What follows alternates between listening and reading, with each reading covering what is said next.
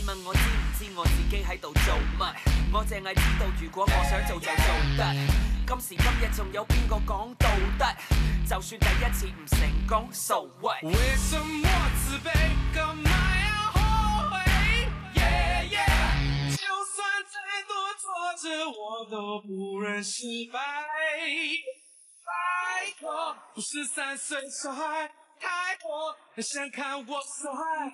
把我口口聲聲的說到頭來，結果還是一場空。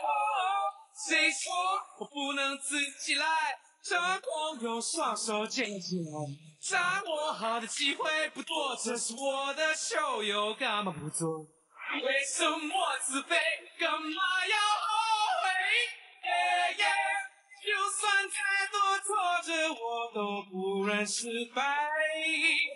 我不會流淚。沒時間後悔 ，yeah yeah， 地上再多陷阱，我也得站起來。同你講得晒氣，我真係冇覺得嚇。等我好消息，到時你冇得查。無謂諗得太多，嘥時間。就算有困難，都向前行，繼續向前行。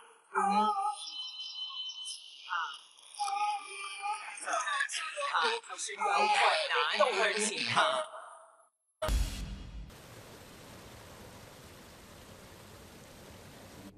Ông tưởng, ông nói là sở dĩ hôm xảy ra vụ án ông có xuất hiện ở hiện trường là bởi vì ông phải đến quán rượu để lấy lại chai rượu vang đỏ của mình, có đúng không? Phải. Do hầm rượu đó phải tu sửa lại, cho nên tôi đến đó lấy lại chai vang đỏ tôi gửi ở đó. Theo như lời khai của ông chủ quán rượu thì nạn nhân có thuê một phần chỗ ở đó. Ông tưởng hôm ấy cô ấy đến để chuẩn bị trang trí, cho nên ông cùng nạn nhân mới cùng lúc có mặt tại hầm rượu. Đơn giản chỉ là trùng hợp. Đúng vậy. Nhân chứng của bên khống, cô Quan Nhân Ái, tức là người thường xuyên ở lại đó, đã nói là nhìn thấy ông theo dõi nạn nhân đi phía sau nạn nhân. Ông giải thích thế nào? Sau khi rời khỏi quán rượu, tôi liền đi lấy xe, trùng hợp đi cùng một hướng với lại nạn nhân. Cô ấy đằng trước, tôi ở đằng sau. Có thể vì vậy cô ta hiểu lầm là tôi theo dõi nạn nhân. Khi nạn nhân chết, trong tay còn cầm chặt chiếc nút áo của ông. Điều này thì ông giải thích sao đi? Sau đó nạn nhân phát hiện tôi ở phía sau cô ta, bèn đến cầu xin tôi cãi vụ án giúp bạn cổ. Tôi nói không được, tôi rất bận, tôi không có cách nào giúp cổ. Cổ bèn nắm lấy tay áo tôi không chịu buông. Có lẽ vì vậy cổ làm đứt chiếc nút áo. Nói bậy, làm tao quỵ miệng. Trần Tự. Sorry. Sau đó thì sao? Cuối cùng tôi đã từ chối cô ta, rồi lái xe đi. Có nghĩa là lần cuối cùng khi ông gặp nạn nhân, cô ấy vẫn rất tỉnh táo, có đúng không? Đương nhiên rồi. Xin cảm ơn. Thưa quý tòa, tôi đã hỏi xong. Theo như lời khai của Đinh Gia Phú, trước khi nạn nhân chết có gọi điện thoại cho anh ấy, nói là nghe thấy ông nói chuyện với một số thành phần bất chính, còn dùng điện thoại quay lại nữa. Nhưng mà sau khi chết thì điện thoại của nạn nhân tự nhiên biến mất. Có phải là ông đã lấy đi chiếc điện thoại đó nhằm tiêu hủy chứng cứ ông cấu kết với thành phần bất chính? Tôi thật sự là không biết tại sao nạn nhân lại mất chiếc điện thoại. Có lẽ trùng hợp bị người khác lấy đi mất. Trùng hợp? Trên đời quả nhiên có nhiều chuyện trùng hợp quá vậy. Theo như điều tra của cảnh sát là khi nạn nhân chết không hề mất mát tài sản gì hết, ngoài việc chiếc điện thoại di động quay lại hình ảnh ông và thành phần bất chính. Trùng hợp ông và nạn nhân cùng xuất hiện ở quán rượu. Trùng hợp là đi cùng một hướng. Trùng hợp là lúc nạn nhân chết trong tay còn nắm chặt nút áo của ông kìa. Tất cả và tất cả đều đơn thuần là trùng hợp sao? Nhất định là ông đã giết chết nạn nhân còn muốn xảo biện. Hồng Kông là một đất nước pháp trị. Tôi tin là anh biết rõ điều này. Tôi không cần thiết phải đưa ra chứng cứ chứng minh tôi vô tội. Ngược lại, bên không các anh phải ra sức tìm chứng cứ để chứng minh là tôi có tội. Cho nên tôi không cần thiết phải giải thích với anh tại sao có nhiều điều trùng hợp đến như vậy. Tương tự, anh một mực khẳng định tôi giết chết nạn nhân, Vậy anh phải đưa ra được chứng cứ cơ bản nhất để buộc tội tôi chứ. Những điều tôi nói có đúng không? Ý ông muốn nói là hung khí giết người. Tuy là tạm thời tôi chưa tìm ra hung khí đập lên đầu của nạn nhân, nhưng mà tôi đã tìm được động cơ mà ông muốn giết cổ. Xin cho hỏi, ông có biết người trong hình này không? Mỗi ngày tôi gặp nhiều người như vậy, có rất nhiều mối quan hệ. Tôi không thể nào nhớ rõ ràng từng người một được. Hay là để tôi hỏi rõ một chút vậy? Người trong hình này là Hà Hữu Phúc, là một tên buôn bán ma túy, và cũng là ba của một bị cáo trong vụ án ông đang phụ trách lúc đó, Hà Đại Cường. Hôm xảy ra vụ án, ông cùng hắn ta đến quán rượu để thực hiện việc giao dịch bất chính và bị nạn nhân phát hiện, có đúng không? Không. Ở trong quán rượu, tôi không hề gặp người này. Xin ông hãy nhớ rõ lời hôm nay ông nói. Đừng để tôi chứng minh được là hôm nay ông nói dối.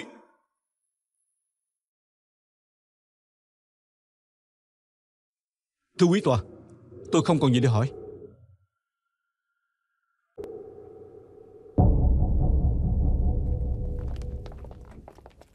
Nhìn phản ứng của PK, chứng minh chất vấn của tôi là đúng. Hôm xảy ra vụ án, hắn đã hẹn ba của Hà Đại Cường đến quán rượu. Tưởng Bá Kỳ muốn mua chuộc Hà Hữu Phúc. Vụ án này ông ta muốn Hà Đại Cường ôm hết tội danh vào người. Vậy tức là phải tìm cho ra Hà Hữu Phúc. Như vậy tin tưởng Bá Kỳ đó muốn không nhận cũng không được. Tôi đã cho người chia nhau đi tìm Hà Hữu Phúc, nhưng mà vẫn chưa có manh mối gì. Dỗi thôi, Hà Hữu Phúc biết Tưởng Bá Kỳ bị bắt, sợ rước họa vào thân, cho nên ông ta nhất định trốn rồi. Cho dù có tìm ra Hà Hữu Phúc đi nữa, ông ta có thực giật mình, chưa chắc chịu vạch trần tên Tưởng Bá Kỳ đâu. Vậy là sao? Quan trọng nhất là bây giờ tìm cho ra chứng cứ đó, cũng tức là hung khí giết người. Họ Hà đó trước khi chết có gọi điện thoại với người khác, nói tôi cấu kết với thành phần bất chính. Tên luật sư LA dựa vào điểm đó, cùng với vụ án của Hà Đại Cường công kích tôi trước tòa. Đó là chiến thuật có thể đoán trước. Hai người quả nhiên một chút chuẩn bị cũng không có để hắn ta công kích tôi như vậy. Thầy à, thầy không cần phải tức giận về chuyện này. Lúc này hắn ta cũng không đưa ra được chứng cứ mà. Bây giờ tôi có thể khẳng định tất cả. Anh ta chỉ phỏng đoán thôi. Rõ ràng anh ta không dám chắc chắn có thể tìm ra Hữu Phúc. Nếu không anh ta cũng không dám bứt dây động rừng, chỉ đưa ra tấm hình thôi. Nghe đây, không được để hắn tìm ra Hà Hữu Phúc. Hà Hữu Phúc không được ra tòa làm chứng việc tôi nói dối. Nếu không, trước mặt bồi thẩm đoàn, sự thành thật của tôi đều sẽ mất hết. Họ sẽ không tin tất cả những gì tôi nói. Tôi đã nói tất cả là trùng hợp. Về điểm này, tức là nói việc Hà Hữu Phúc có xuất hiện trước tòa hay không, chúng tôi rất khó khống chế. Lúc đầu khi cô yêu cầu tôi chọn cô làm luật sư, cô từng hứa với tôi thế nào? Tôi sẽ chứng minh cho ông thấy tôi có thể lật đổ La Lực Á. Nếu không phải vậy, ông cũng khó mà thuyết phục mình chịu chọn tôi. Cô nhớ thì tốt. Lần sau lúc gặp hai người, tôi muốn được nghe tin tốt lành. Cô biết rồi thầy.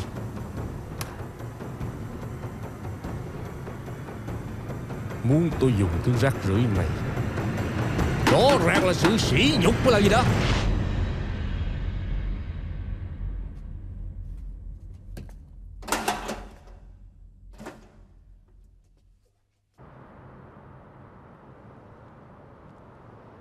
Cô đừng trách thầy tôi nha. Lời nói ông ấy có hơi nghiêm trọng, bởi vì ông ấy đi lại không được tiện lắm. Cô bỏ qua cho ông ấy nha. Tôi đâu có. Luật sư Tưởng trước giờ vui buồn không biến sắc. Thấy ông ấy nổi giận như vậy, tôi hơi ngạc nhiên thôi. Tại cô không hiểu thôi. Thầy đứng xem trọng chiếc gậy trong tay, xem nó cứ như là chiếc quyền trượng vậy. Cầm nó trong tay có nghĩa là có quyền lực tối cao. Nói chuyện cũng sẽ có uy thế hơn. Vậy chiếc gậy bình thường của ông ấy chắc là rất tinh xảo. Tôi nhớ hình như là đầu con chim ưng. Chiếc gậy đó là do nhóm học trò lớp tôi cố tình đặt cho thầy. Còn làm 3 cái đầu để ông ấy thay qua thay lại. Có 2 cái đều là hình chim ưng, chỉ là khác tư thế thôi. Thầy nói chim ưng là vua các loài chim, cho nên trong nhà ông ấy vật bày trí hình chim ưng rất nhiều. Rhys,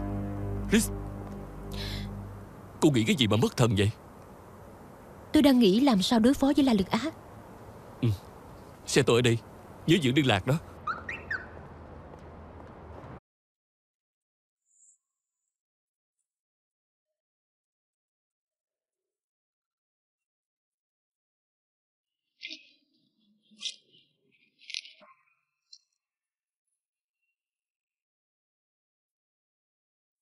Như vậy lời buộc tội khác mưu sát của kiểm khống đối với thân chủ tôi và các bị cáo đương nhiên là không thành lập.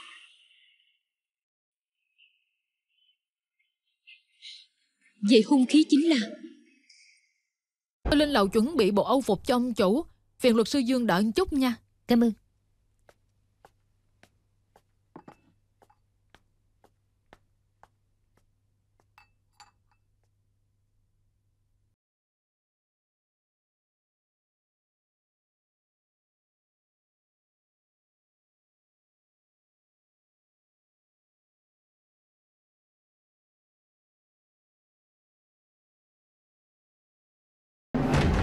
Chiếc gậy đó là do nhóm học trò lớp tôi cố tình đặt cho thầy. Còn làm 3 cái đầu để ông ấy thay qua thay lại. Có 2 cái đều là hình chim ưng, chỉ là khác tư thế thôi. Đây chỉ là cái thứ 3.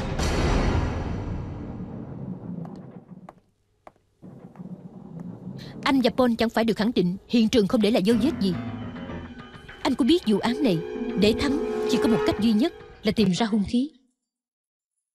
Luật sư tưởng sau khi bị La Lực Á chất vấn, ông ấy hỏi tôi cảnh sát có tìm ra hung khí ở hiện trường. Nghe giọng điệu của ông ấy cứ như có dấu vết quan trọng để lại ở hiện trường vậy. Tôi biết cảnh sát có đến qua đó nhưng không phát hiện. Nhưng mà nếu hung khí thật sự ở hiện trường vụ án thì...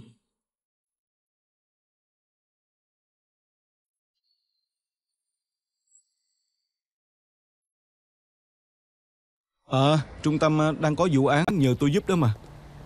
Cho nên tôi không đến văn phòng của cô được. Nếu như cô cảm thấy mấy thứ đó chướng mắt thì cứ việc quăng đi giùm tôi luôn. Nói chung thì tôi cũng không muốn về lại Trung Hoàng đâu. Được thôi. Cảm ơn.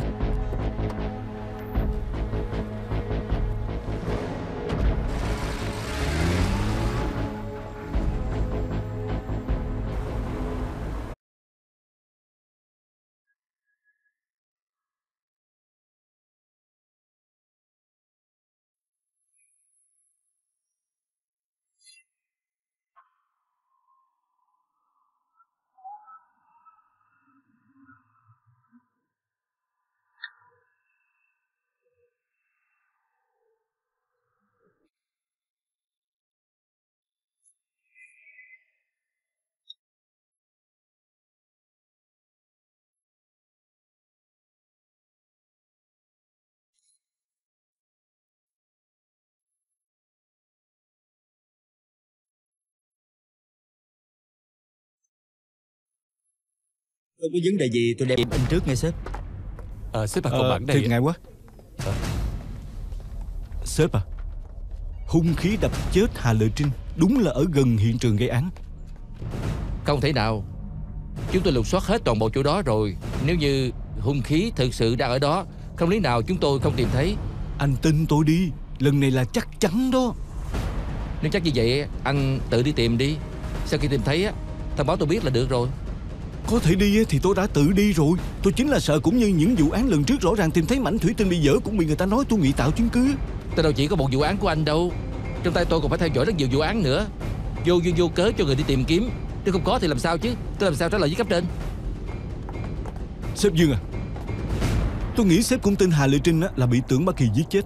Lần này có buộc tội ông ta được hay không? Chính là ở hung khí gây án. Tôi nghĩ sếp cũng muốn bắt được tên hung thủ thực sự, mau chóng kết án. Nè, hy vọng lần này anh nói là sự thật đó.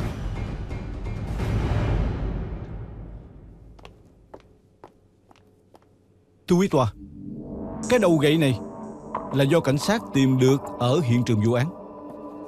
Trong báo cáo cũng ghi rất rõ ràng hình dáng của vật chứng này trùng khớp với vết thương trên đầu của nạn nhân, chứng minh bị cáo đã dùng nó để đập chết nạn nhân. Kính xin chánh án phê chuẩn đưa vật chứng này lên tòa.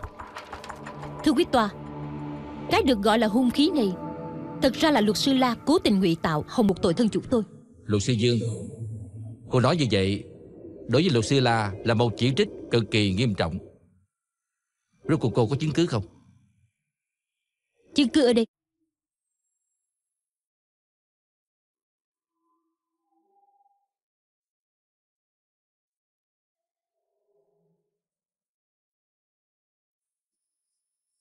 Sư La, theo báo cáo của cảnh sát thì sau khi anh nhận được tin tức liền báo với họ, sau đó mới cùng với cảnh sát tới hiện trường vụ án, tìm thấy cái được gọi là hung khí này. Rõ ràng là anh đang nói dối. Thưa quý tòa, ngài cũng đã thấy rõ đoạn video bị cắt làm 2 đoạn rồi. Vốn dĩ không thể nào làm chứng cứ chỉ trích tôi. Thưa quý tòa, do khi đang quay thẻ điện thoại của tôi bị đầy, cho nên tôi phải xóa bớt một số file mới có thể tiếp tục quay. Vì vậy đoạn video mới bị cắt làm 2. Nhưng mà toàn bộ quá trình tôi đã chính mắt nhìn thấy. Luật sư La rõ ràng là muốn đổ tội cho thân chủ tôi. Luật sư Dương, nếu như không phải cô cố ý bày kế hại tôi, sao cô lại đi theo tôi đến đó còn quay lại nữa? Bởi vì tôi nhìn thấy anh lén la lén lút lên văn phòng của tôi, sau đó lại lặng lẽ ra về. Tôi nghi ngờ anh đánh cắp tư liệu bên viện của tôi, thế là tôi liền theo dõi anh. Tôi thật sự không ngờ anh lại bị ổi đến vậy, vì muốn thắng vụ kiện dở như thủ đoạn dơ bẩn này. Làm gì tôi nghe thấy cô nói chuyện điện thoại với Victor, nói hiện trường vụ án có khả năng có dấu vết, tôi mới đến đó để điều tra. Thưa quý tòa, tôi không hề nói qua điện thoại như vậy với luật sư Dương. Sự thật là khi luật sư La xuất hiện, tôi vốn không hề nói chuyện điện thoại với ai. Nếu như mọi người không tin, có thể nhờ tổng đài tra thử. Là 2 người bày kế vu khống tôi. Luật sư La, Thưa quý tòa, để đảm bảo lợi ích thân chủ của tôi kịch liệt yêu cầu loại bỏ tư cách kiểm khống của luật sư La. Thưa quý tòa, là cô ta giở trò vu khống tôi, ngài đừng có tin cô ta. luật sư La, chứng cứ luật sư Dương đưa ra là không hoàn chỉnh, và lại có nhiều nghi điểm. Như luật sư La đích thực là mờ ám. Anh có đến hiện trường vụ án là sự thật, cũng không loại trừ khả năng anh ngụy tạo chứng cứ. Thân là một luật sư, lại làm cản trở sự công chính của luật pháp là tội vô cùng nghiêm trọng. Cho nên bổn tòa quyết định loại bỏ tư cách kiểm khống của anh trong vụ án này và giao cho cảnh sát điều tra kỹ càng.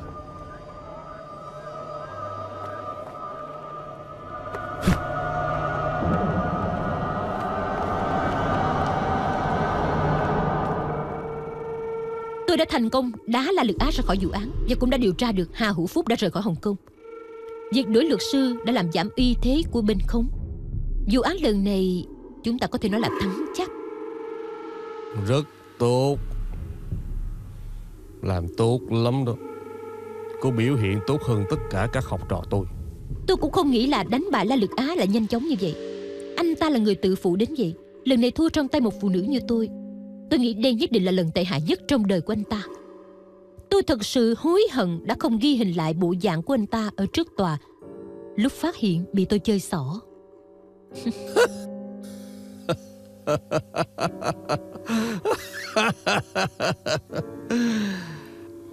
Cho nên người ta mới nói thà đắc tội tiểu nhân chứ đừng đắc tội với phụ nữ.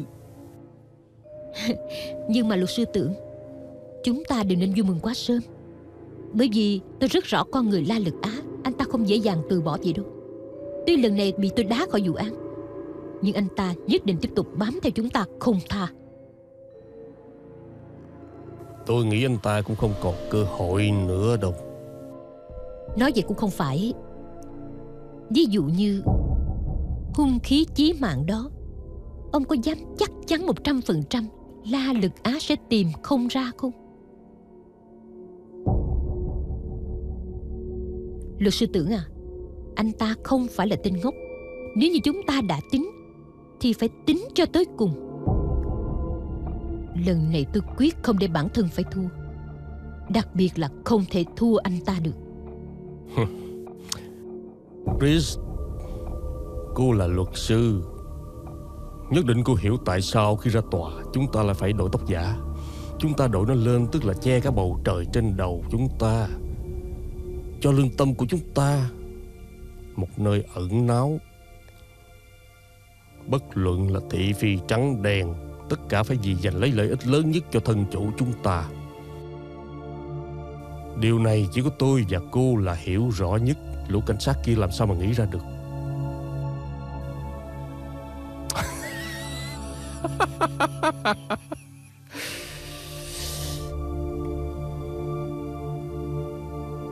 Nhưng mà tên La Lực Á đó, tôi quả là có chút bận tâm.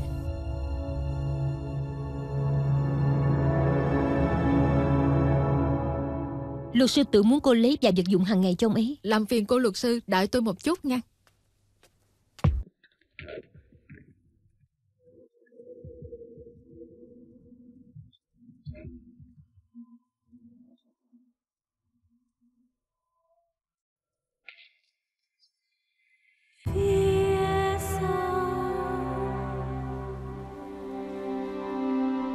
Đây chính là hung khí giết hại Trinh Trinh.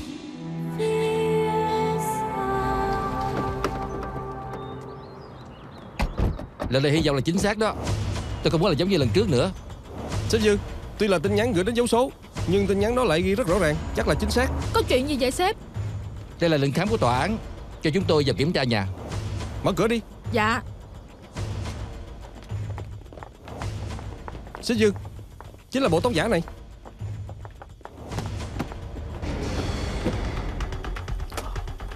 Nếu như đầu chim ưng này thật sự là hung khí thì tên PK chết là cái chắc. Rốt cuộc tin nhắn này ai gửi cho anh vậy? Tôi không biết. Thưa quý tòa, cái đầu chim ưng này là thuộc về bị cáo.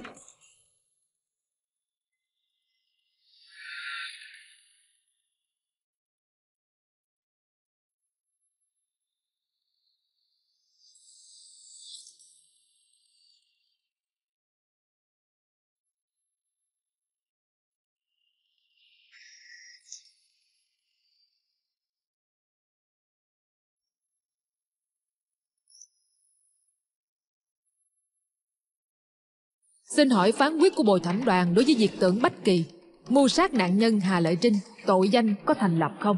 Chúng tôi nhất trí phán quyết Tưởng Bách Kỳ tội danh mưu sát không thành lập. Tội danh ngộ sát có thành lập không? Tỷ lệ 6-1, chúng tôi phán quyết Tưởng Bách Kỳ tội danh ngộ sát thành lập.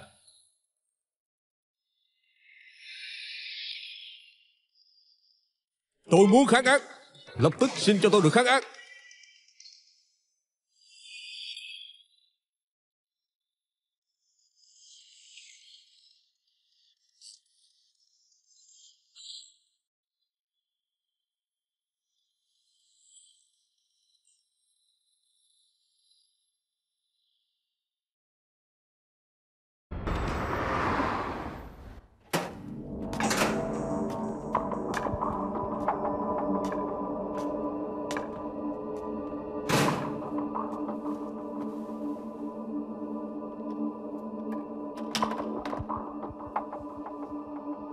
Là cô bán đứng tôi.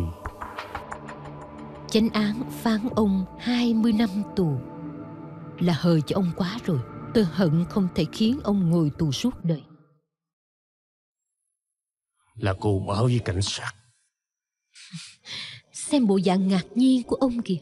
Tôi nghĩ ông đâu ngờ rằng ngay từ ngày đầu tiên tôi tự tiến cử mình cho ông, tôi đã quyết tâm phải tìm cho bằng được chứng cứ từ chỗ của ông, để có thể giúp cho Trinh Trinh đòi lại công đạo.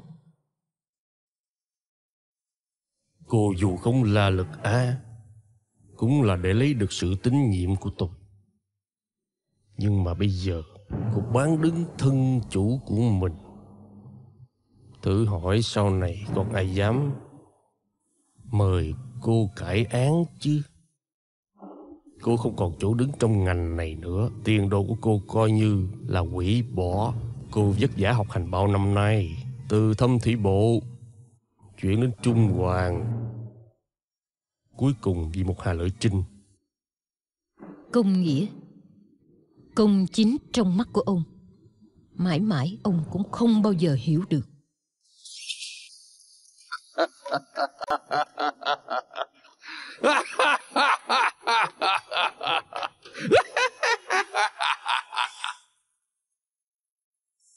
Là tôi không có mắt. Tôi còn tưởng cô rất giỏi. Cô không giống những người khác, ngây thơ vô tư ấu trĩ. Vì một phút anh hùng, bây giờ danh dự cũng không còn. Cả đời cô chỉ ở thâm thủy bộ thôi. Rồi cô sẽ phải hối hận những việc mà cô làm. Có thể ở trên tòa đưa ông vào ngục như vậy đã là thành tích lớn nhất của tôi trong nhiều năm nay, là lần thắng tuyệt vời nhất. Cho dù sau này không ai tìm tôi cải án nữa, tôi cũng chết không hối hận. Còn việc 10 mấy năm nữa tôi có hối hận hay không thì cùng lắm lúc đó tôi lại vào đây thăm người già như ông. Nhìn thấy ông mấy chục tuổi vẫn phải ngồi tù không được ra ngoài, tôi nghĩ dù có hối hận tột cùng đi nữa, tôi cũng sẽ trở nên không hối hận. Ông có hiểu không? Cô là đó. Cô là người đàn bà. Tao nhất định phải kháng án. Tao muốn tự biện hộ. Tao không có tội. Hả? Cô đã làm nhiều chuyện như vậy. Cô cản trở sự công bằng của luật pháp. Cô là người có tội. Cô phải chịu tội.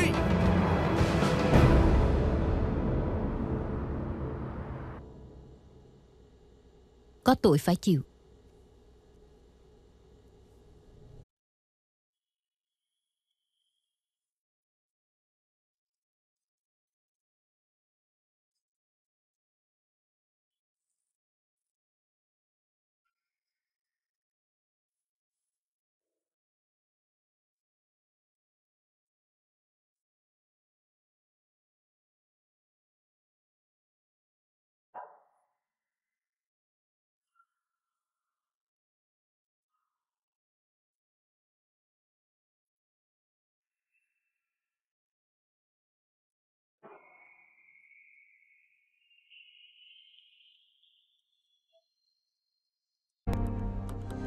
Có phải em rất lấy làm lạ là tại sao thẻ nhớ của em lại bị đổi? TV thì lúc nào cũng có dạy đừng có dùng số chứng minh hoặc là ngày sinh của bản thân để làm mật mã mà. Em còn lấy ngay ngày sinh của anh để làm mật mã nữa chứ. Xem ra trong mắt của em, anh có địa vị quan trọng quá chứ hả? Đoạn video mà em quay anh đã xem qua rồi, giống như những gì anh nghĩ đó. Nhưng mà thiệt ngại quá đi. Anh sẽ làm phá sản bước tiếp theo trong kế hoạch của em. Bye bye.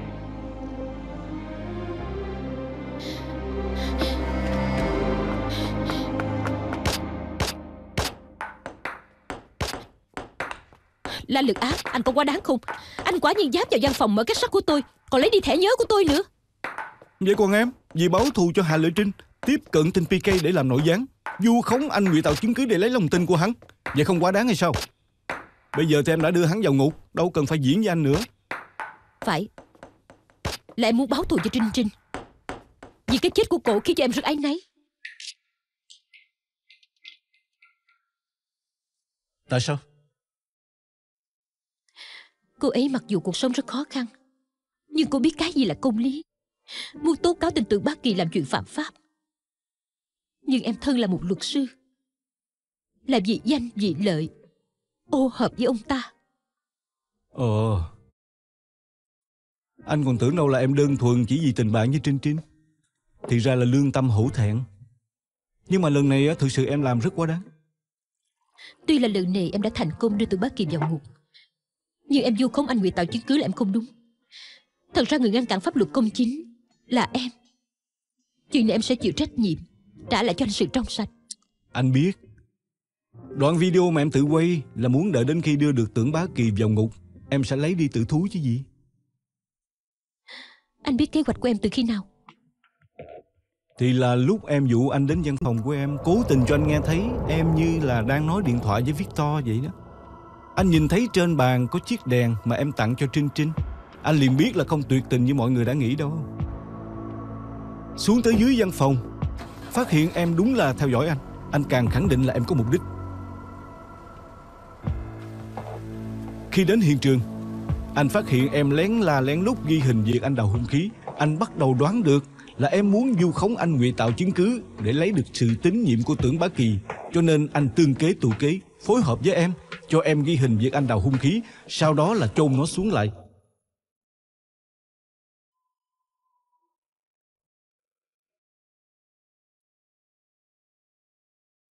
Đến khi em tưởng đại cáo công thành rời khỏi đó, anh mới quay trở lại, đào hung khí lên, ngụy tạo chứng cứ thêm lần nữa. Nhưng mà lần này là anh tự ghi hình. Sau đó Anh mới đi thông báo cho sếp Dương đến hiện trường tìm hung khí. Em tưởng là bọn ngựa bắt ve. Ai ngờ ve là anh, mà chim sẻ cũng là anh. Vậy tại sao anh phải làm như vậy?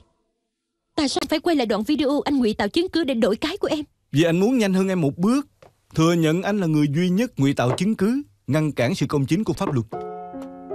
Anh nói cái gì vậy? Đoạn video đó anh đã gửi cho hội sở luật sư. Anh nghĩ họ cũng đã báo cảnh sát rồi đó. Anh điên rồi sao? Rõ ràng người ngụy tạo chứng cứ là em mà. Anh sao phải nhận tội thay em? Anh La Lực Á, bây giờ chúng tôi nghi ngờ trong lúc cãi một vụ án anh đã cản trở sự công minh. Theo chúng tôi vào đồn điều tra. Bình thường ở đâu thấy làm việc hiệu quả dữ vậy. Tôi còn định đánh thêm vài ván cũng đâu có được. Thiệt tình.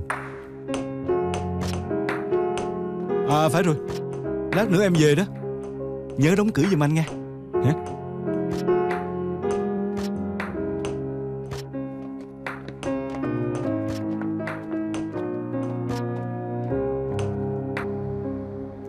Đến ra.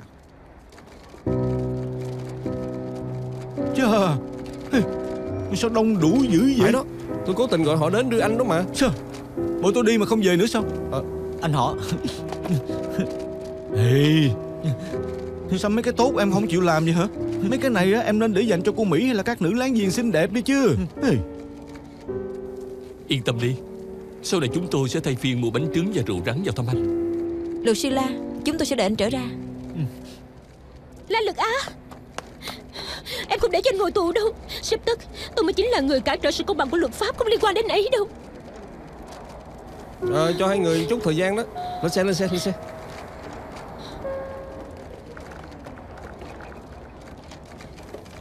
Mau lên đi. Em là luật sư mà, em phải nên biết cái gì cũng phải có chứng cứ. Không phải em muốn nhận là nhận được đâu. Đoạn video em tự quay chính là chứng cứ đó. Anh đừng nghĩ là nhận tội thay em. Em sẽ tha thứ chuyện anh bán đứng em lần trước. Chuyện gì ra chuyện đó. Cái này em sẽ tính với anh sau. Trả lại cho em đoạn video đi. Vậy thì em đừng có tha thứ cho anh. Nếu như em có thể nhẫn tâm ha. Anh đúng là đồ điên mà. Anh có biết thế nào là yêu thương bản thân không? Anh làm như vậy sẽ bị người ta tước bằng, không được tiếp tục làm luật sư nữa, không thể nào giúp đỡ mọi người, sẽ mất hết tất cả lý tưởng của anh đó. Có em thưởng thức anh là được rồi.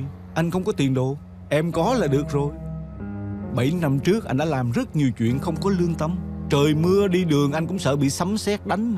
Bây giờ cứ coi như là cho anh cơ hội chuộc tội. Anh muốn chuộc tội là chuyện của anh. Em sẽ không vì anh ở lại thăm thủy bộ chuộc tội đâu. Em sẽ làm mà.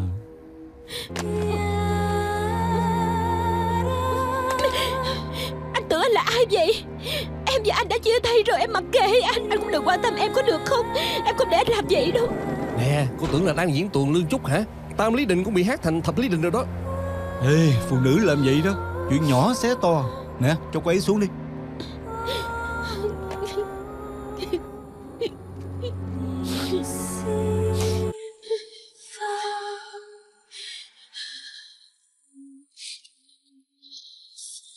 Lên xe.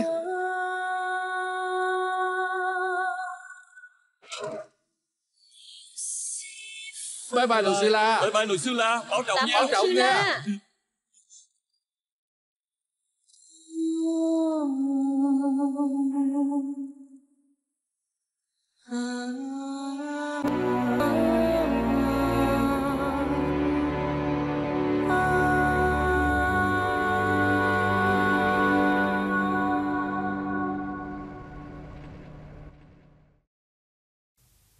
Trinh, không nói chắc em không tin.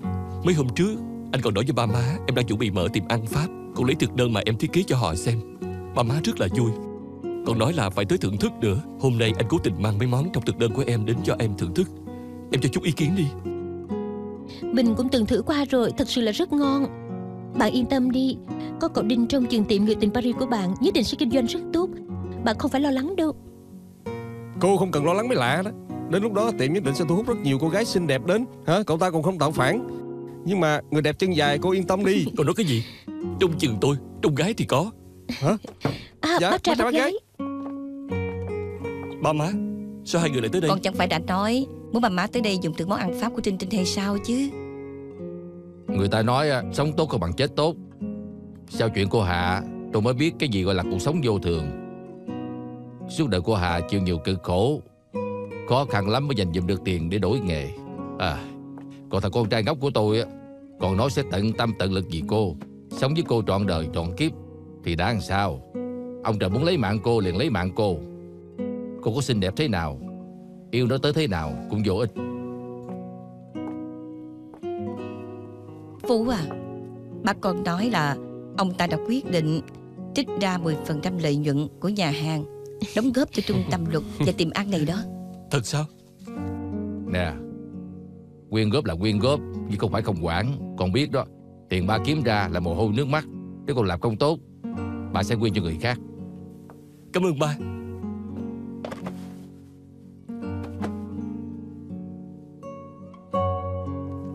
Đúng rồi đó, vậy đẹp đó, được rồi. Hey, cô nói tin mẹ tá trị này thiệt là quá đáng. Cả buổi sáng không biết là đi đâu. Biết rõ trung tâm có rất nhiều việc làm mà. Phải đó, anh ấy rất ít khi trễ nải như vậy lắm. Ý chết, có khi nào anh xảy ra chuyện gì không? Nói bậy không? Má. Ý, hữu tính hữu nghĩa. Sao các con đến đây? Có phải bà nội đưa các con đến không? Bà nội đâu? Không phải bà nội đưa chúng con đến đâu, là anh tá trị đó. Happy birthday to you. Hôm nay là sinh nhật của chị Đình hả? Wow, cái bánh này là con và em góp tiền mua tặng cho má đó. Ngoan. Nhưng mà cái bó hoa này là của anh tá trị mua. Trời ơi, lãng mạn đi. Ai mua thì cũng vậy thôi mà.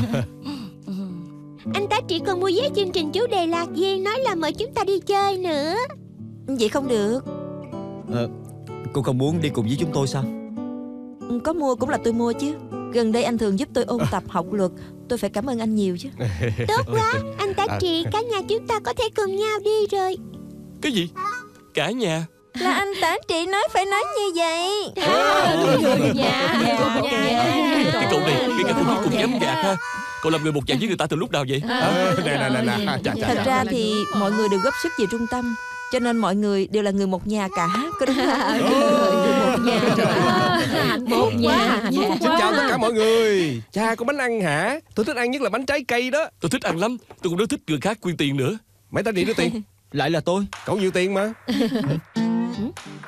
Sao lại có người đánh bóng bàn kế bên vậy? Qua đó xem sao. Luật sư Dương. Xin chào tất cả mọi người. Tôi là luật sư Vô Tư Khổ, cũng chính là luật sư của trung tâm này đó. Hả? Đây là đồng nghiệp của tôi, Sylvia. Chào. Chị Hai, chị nghiêm túc chứ? Chị đã nói với Lực Á rồi. Chào. Chị sẽ đảm nhận công việc của anh ấy ở trung tâm, tiếp tục phục vụ cho dân. Thật hả? Bây giờ cũng không ai tìm tôi cải án. Trước đây toàn nhờ mấy vụ của cậu Đinh để sống. Làm tới làm lui cũng không đủ tiền thuê văn phòng. Muốn không chuyển đi cũng không được. Đúng là chết mà cũng còn sĩ diện. Nói ngược không. Nếu cô không có ý kiến từ luật sư La, cô làm gì cam tâm quay về thăm thủy bộ chứ? Hả?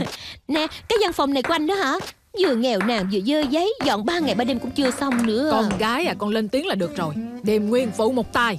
Nè, dừng tay lại đi, mọi người làm gì vậy? Trước đây con có nói người chướng mắt nhất là luật sư La lại lấy bàn đánh bóng bàn để trong văn phòng, vậy nên đã giúp con dỡ nó đi đó mà. Đừng vậy mà. Mọi người dọn sạch sẽ là được rồi. Tuyệt đối không được bỏ đồ của anh ấy đâu. Tôi biết rồi. Cô muốn nhìn vật nhớ người. Ý cho chị từ từ nhìn cái này nè. Ơi, thì ra lỡ đây. Chả trách lần trước tôi giúp anh họ giặt đồ lục khắp nơi cũng không thấy. Có gì mà lạ chứ. Có một lần ăn cơm trong quán á, anh ta thích nhất là gác lên bẻ các ngón chân. Sau khi ăn xong á, chiếc giày cũng không còn luôn. Còn nữa nha, anh ta còn nợ tiền bánh trứng chưa trả. Những mấy trăm đồng lần đó. Thử hỏi một người bình thường sao lại ăn tới mấy trăm cái bánh trứng. Phải đó, lúc trên nông trại cả ngày anh ấy cứ hỏi em làm thế nào để không bị người ta trộm rau. Nhưng mà lần nào hỏi xong cũng bị người ta trộm hết đó. Những gì anh ấy nói mọi người đều tin hả? Những gì ảnh nói tới bây giờ tôi cũng không biết câu nào thật, câu nào là giả nữa. Bây giờ cũng mới biết hả? Quá trễ rồi. Bây giờ tự nhiên tôi rất muốn đánh bóng bàn. Đánh bóng bàn? Một người đánh buồn lắm. Hay là cùng đánh đi. Hay quá. Tôi dẹp tiếp. Rồi chị ơi chơi. Hay quá. Thật là vui quá. Hay quá. Trời đánh nhau gì trời.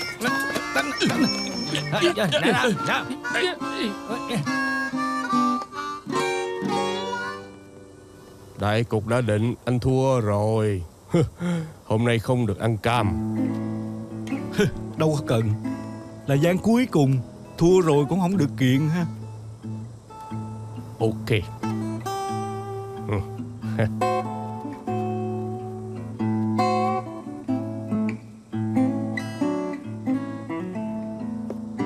Nè, anh thua rồi kìa.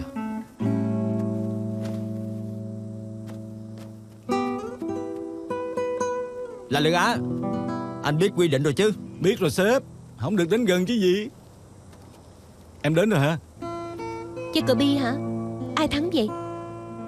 Lão PK đó vẫn rất là gian xảo, nhưng bỏ đi, cho lão ấy thắng có mấy khi chứ.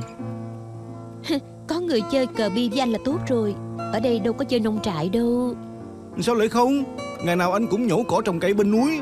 Trồng cây thiệt đó nha. Trồng xong cũng không sợ bị người ta trộm. Thú vị lắm á.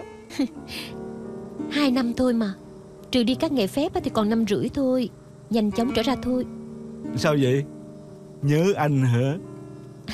Phải đó, em nhớ anh lắm. Anh còn thiếu tiền mì của má em mà. Còn nữa nha, anh bị người ta tước bằng rồi. Sau khi trở ra chỉ có thể làm trợ lý luật thôi, không làm luật sư được. Nè, luật sư Dương, em không biết đó thôi. Giờ làm trợ lý kiếm tiền còn nhiều hơn nữa kìa. Nhưng tệ cái là con sâu ngốc như anh á. Vì để đảm bảo anh có thể trả tiền thiếu cho má của em, sau khi anh trở ra thì phải làm trợ lý cho em. Tiền thiếu sẽ được trừ dần vào lương của anh. Còn phải làm chung với em. Gặp ma rồi mà còn chưa sợ hả? Đại luật sư La, bạn gái của anh hả? Là đồng nghiệp. Gạt ai chứ hả? Không tin thì thôi. Gặp trong phòng thăm nha. Được rồi. Nè. Hả?